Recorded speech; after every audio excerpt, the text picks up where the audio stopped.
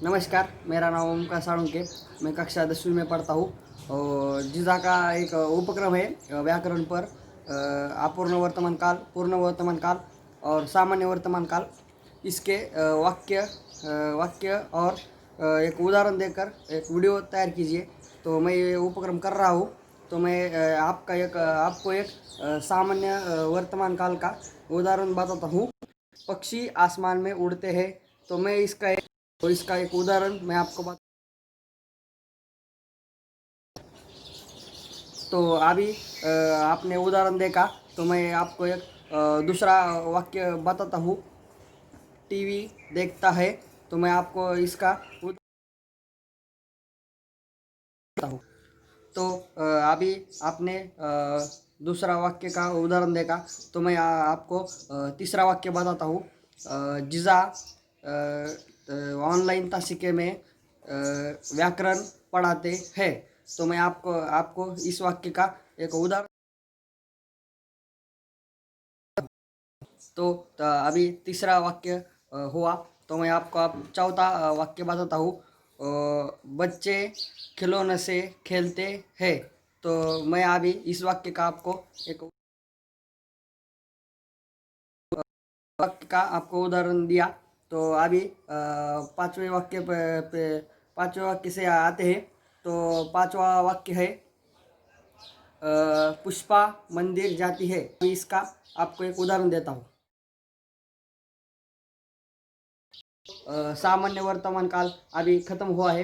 तो अभी बढ़ते हैं अपूर्ण वर्तमान काल के वाक्य की तरफ। तो इसका पहला वाक्य है महेश खेल नहीं खेलता। तो आपको इसका मैं एक उदाहरण देता हूँ।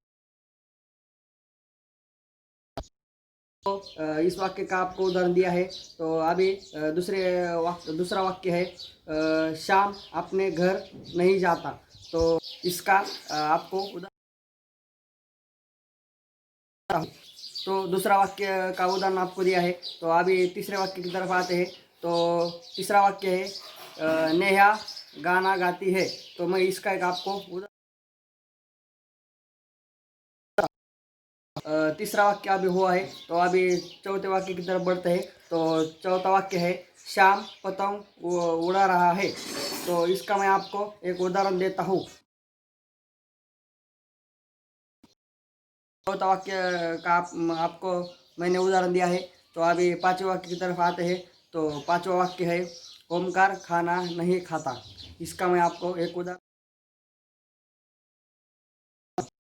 तो आपको मैंने चौथे वाक्य का उदाहरण दिया है। तो मैं आप पांचवा वाक्य बताता हूँ। वो गाँव जा रहा है। तो इसका मैं आपको एक उदाहरण। तो अभी अपूर्ण वर्तमान काल समाप्त हुआ है। तो अभी बढ़ते हैं पूर्ण वर्तमान काल की तरफ। तो अभी पहला वाक्य बताता हूँ। मैंने कल की पढ़ाई पूर्ण की। तो मैं आप इसका एक उदाहरण। तो अभी पहले वाक्य का आपको उदाहरण मैंने दिया है। तो अभी दूसरे वाक्य है कि लॉकडाउन और बढ़ गया है। तो मैं अभी इसका एक उदाहरण। तो दूसरे वाक्य का मैंने आपको उदाहरण दिया है। तो अभी तीसरे वाक्य की तरफ बढ़ते हैं। तीसरा वाक्य है मेरे हाथ में पेन है। तो मैं को इसका एक उदाहरण।